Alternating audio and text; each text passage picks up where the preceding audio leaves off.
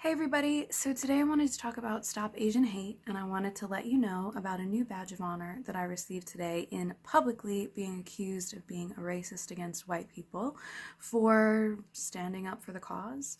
As an empath, it made me feel some things, and I wanted to use it as a reason to discuss this very, very important topic and issue with you.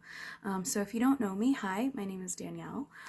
As you may be able to see, I am white, sometimes translucently so. However, some of my deepest loved ones are in the Asian or Asian American communities, which, if you know my posts, is why sometimes I end them off with salamat, which is thank you in Filipino.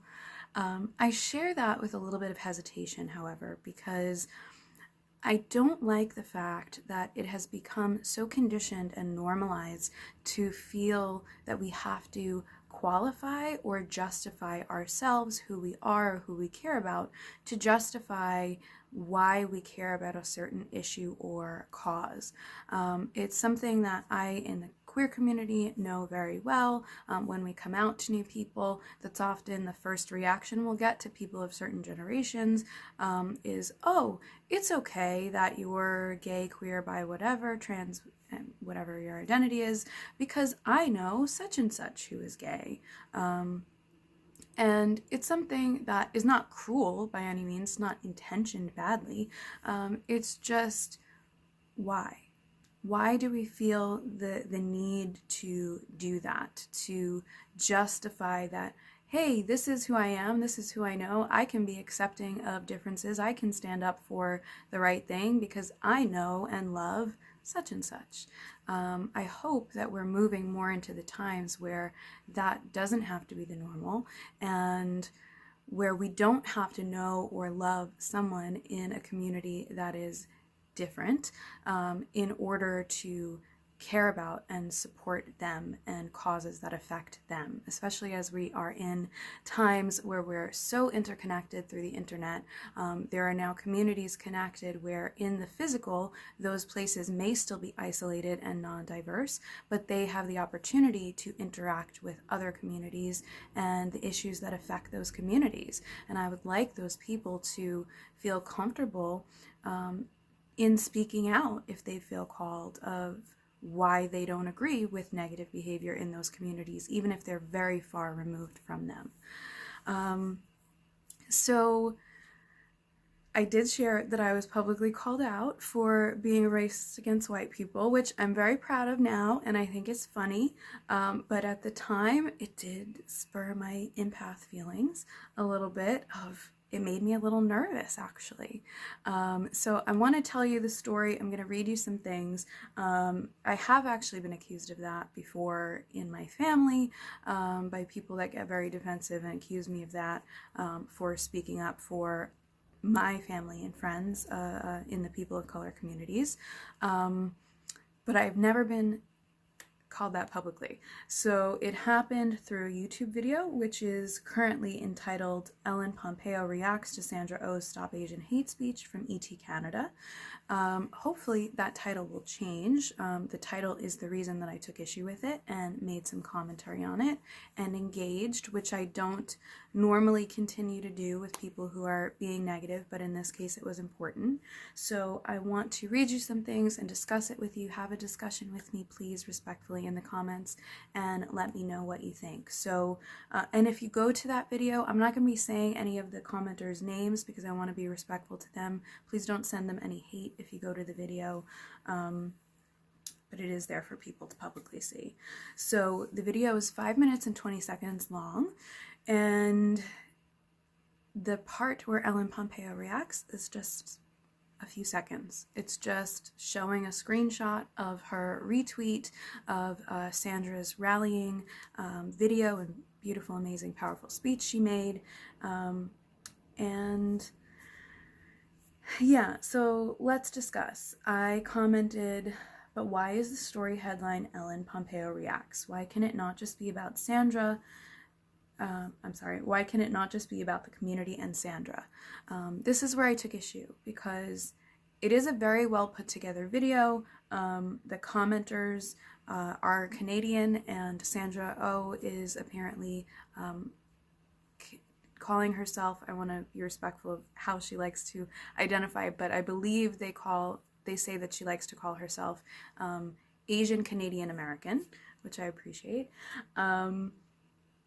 And the prompters, the hosts rather, I'm sorry, I forgot the word, are Canadian, and they're very proud of her. And the story is actually put together beautifully. They read a lot of comments from viewers in the story as well as show the speech.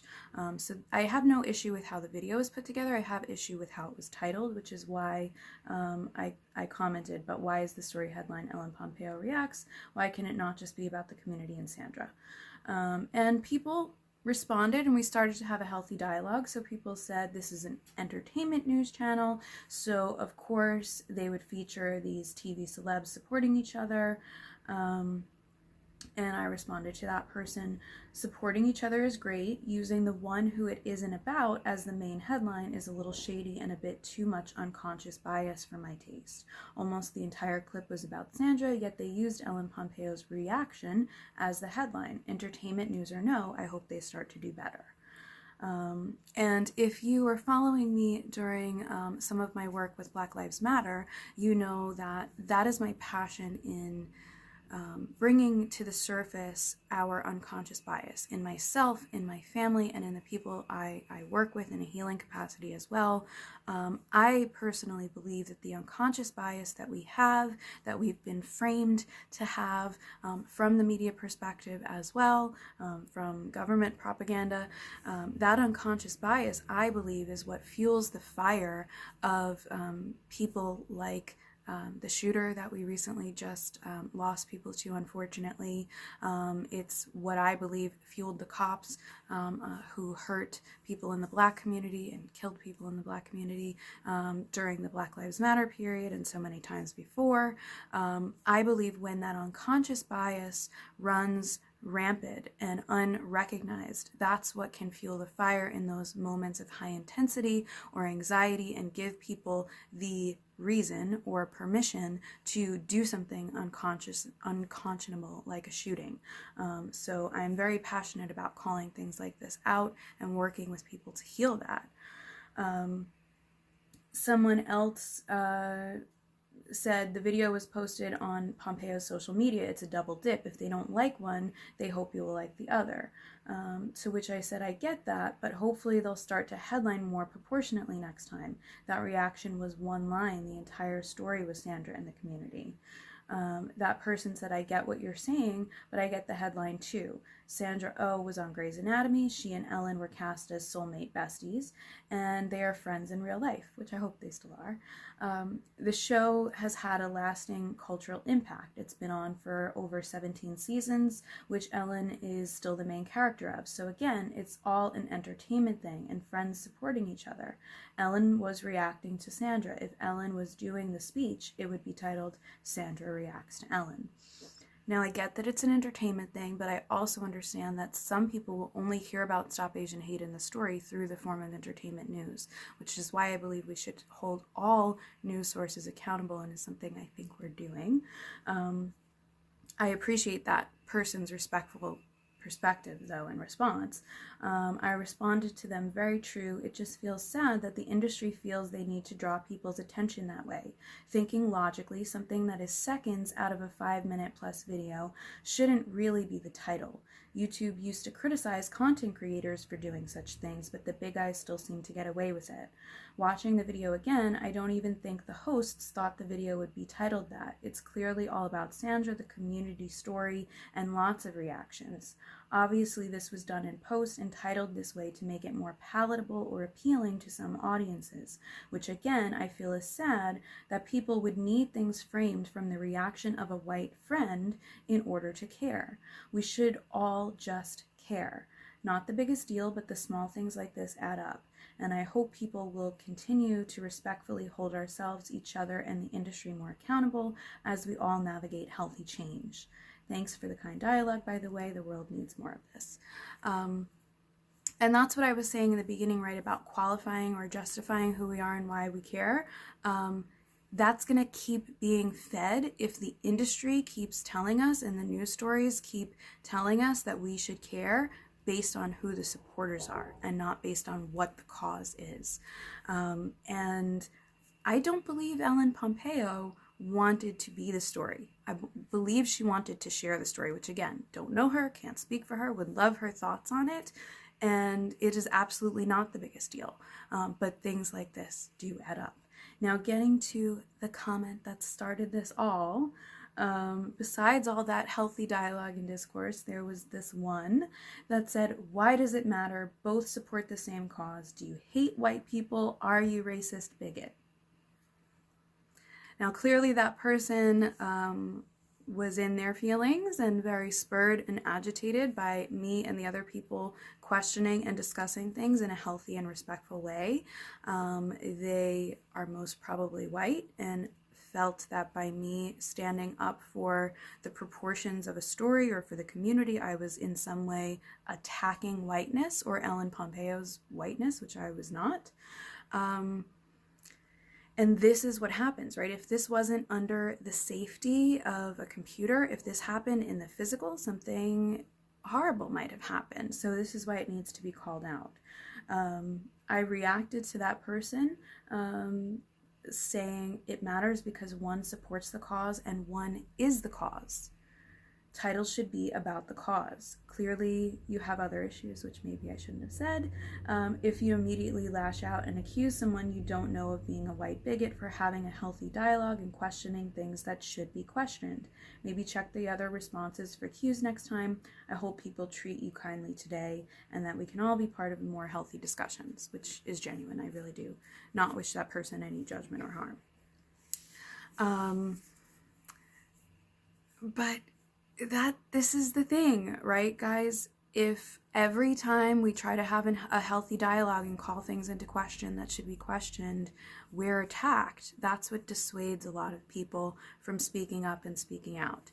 And luckily, I have some resources to be able to deal with that and not take it personally to the effect of stopping me, but some other people might. And that's why I wanted to share this story and this perspective, because I want you to feel comfortable in whatever way feels right and safe for you in speaking out against things that aren't right, in sharing your opinion and perspective, and always being willing to have that opinion and perspective shown to you from another person's side. It shouldn't make you shake in who you are and what you believe is right, but you should never be so firm in one way that you neglect or disrespect others. And we all have different ways that we can stand up and speak out and start to be part of the solution and part of this healthy change that's happening. Now, healing, I will tell you, as an energy healer and as someone who's healed through a lot of things physically and is still doing so, healing doesn't always feel good, right? Things scab up, things feel uncomfortable, we have to rebuild muscle and bone when we heal physically. That happens spiritually, it happens culturally. So this is an uncomfortable time. It is a scary time. I have been worried for my loved ones. I want everyone to be safe. And I also want people to find healthy and safe ways to make changes. I so love and appreciate everyone who puts themselves out there and is strong and healthy enough to put themselves out there and physically protest. But I want you to know that if that's not you in your current physical or mental or emotional health position, if you can't physically stand up and protest or go to a rally with our brothers and sisters, it doesn't mean you don't have to do, it doesn't mean that you're at a loss or that you don't care or that there's nothing you can do, because there are things you can do. Having healthy discussions with just the people we know, it doesn't have to be public, is really helpful. Calling each other on our unconscious bias is really helpful. And anything that you feel called to do in standing up against hatred and standing up for love and showing other people that you love and support and care about them and are ready and willing to recognize things that are wrong and turn them around and see what we have to do to make them right and keep us all safe and growing and happy and healthy and thriving, that's the right thing to do. And I thank you for doing that in whatever way is right for you. So please share this video and discuss with me in the comments. I would love to know, and I will see you next time. Love, Danielle, #Damsel at D's Enlightened Edits. Bye for now.